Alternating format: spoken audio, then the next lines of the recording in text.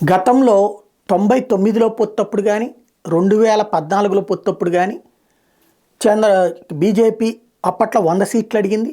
రెండోసారి మొదటిసారి 25 సీట్లు అడిగింది. ముందు అడిగి ఆ తర్వాత అప్పుడు 25 సీట్లకు కన్ఫామ్ అయింది. మొదటిసారి 15 సీట్లకి ఓకే అయింది. ఇది అటు అధిష్టానాన్ని ఒప్పించడంలో, ఇక్కడ రాష్ట్ర నాయకత్వాన్ని ఒప్పించడంలో వెంకయ్యనాయుడు గారు ఉండటం చంద్రబాబు గారికి ఒక పెద్ద ఎసెట్ అయింది. ఈవెన్ తెలంగాణ ఎలక్షన్స్లో 2014 40 సీట్లు భారతీయ జనతా పార్టీకి ఇప్పించడంలో ఆయన సక్సెస్ అయ్యారనమాట. అయితే ఇప్పుడు అట్లాంటి పరిస్థితి లేకపోవడం వల్ల చంద్రబాబు గారు పెద్దది ఫేస్ చేసింది ఏంటంటే, అడిగిన దాన్ని ఇస్తామని చెప్పడం తప్పించి, లేదా అక్కడే అడిగినప్పుడే నేను ఇన్ని ఇవ్వగలను అని చెప్పడం తప్పించి రెగ్యులర్ బార్గెనింగ్ లేదు. ఒకసారి మనం అబ్జర్వ్ చేస్తే మాట్లాడొచ్చారు అమిత్ షాతో, ఇది చంద్రబాబు గారు. ఆ తర్వాత ఇక్కడ రాష్ట్ర నాయకత్వాలతోనూ చర్చలు లేవు. బీజేపీ అగ్రనాయకత్వం నుంచి ఇక్కడికి ఒక టీము రాలే, వీళ్ళ నుంచి అక్కడికి పోలేదు. పోతే మన రాధాకృష్ణ గారేని రాసేవాళ్ళు రోజు కథలుగా వచ్చాయి కాబట్టి రాలేదు. అంటే ఇక్కడ ఎందుకు ఆయన అంతగా కన్ఫైన్ అవుతున్నారు అంటే జగన్ గురించిన భయం. ఒకటి, తన వ్యూహం తెలుగుదేశం పార్టీకి సంబంధించినటువంటి పునాదిని పగలగొడుతున్నాడు ఆయన. తెలుగుదేశం పునాది ఏంటి? బీసీల పునాది మీదనే తెలుగుదేశం పార్టీ హయ్యెస్ట్ పీక్ స్టేజ్కి వెళ్ళింది.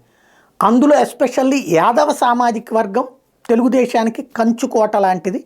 గౌడ యాదవ సామాజిక వర్గాలు, టోటల్ బీసీ సామాజిక వర్గం ఓ రకంగా తెలుగుదేశానికి సుదీర్ఘకాలపు ఓటు బ్యాంక్.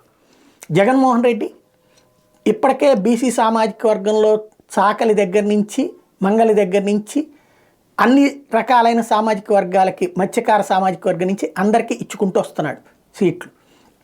అదే కాకుండా అంటే కింద స్థాయి కార్పొరేషన్స్లో పదవుల దగ్గర నుంచి పై స్థాయి దాకా, అలాగే రాజ్యసభలో 50% ఇవ్వడాలు కావచ్చు.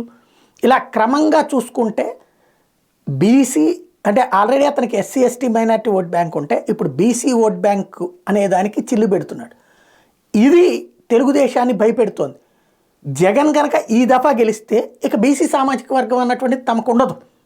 అందులో ఎస్పెషల్లీ యాదవ సామాజిక వర్గానికి ఒక సీట్ ఇస్తే వాళ్ళు సైలెంట్ ఓటర్లు, సైలెంట్ కిల్లర్లు, ఖచ్చితంగా వాళ్ళకే ఓటేసుకుంటారు. అది 100కి 99.99% అదే జరుగుతుంది. కాబట్టి ఆ యాదవ్ సామాజిక వర్గానికి బోలెడన్ని ఇస్తున్నాడు. ఇప్పుడు ఏలూరు దగ్గర ఇచ్చినా, లేకపోతే అనిల్ కుమార్ యాదవ్ని తీసుకొచ్చి ఇచ్చినా, ఇప్పుడు మళ్ళీ ఇస్తున్నటువంటి అని శెట్టి బలిజ యాదవ ఇట్లాగ సామాజిక వర్గాలకి బీసీలకి భారీగా ఇస్తున్నాడు. ఇది ప్రస్తుతం చంద్రబాబును భయపెడుతుంది. అందుకే 3 పార్టీల కలయిక అన్నటువంటి దాని మీద ప్రత్యేకంగా కాన్సన్ట్రేట్ చేస్తోంది.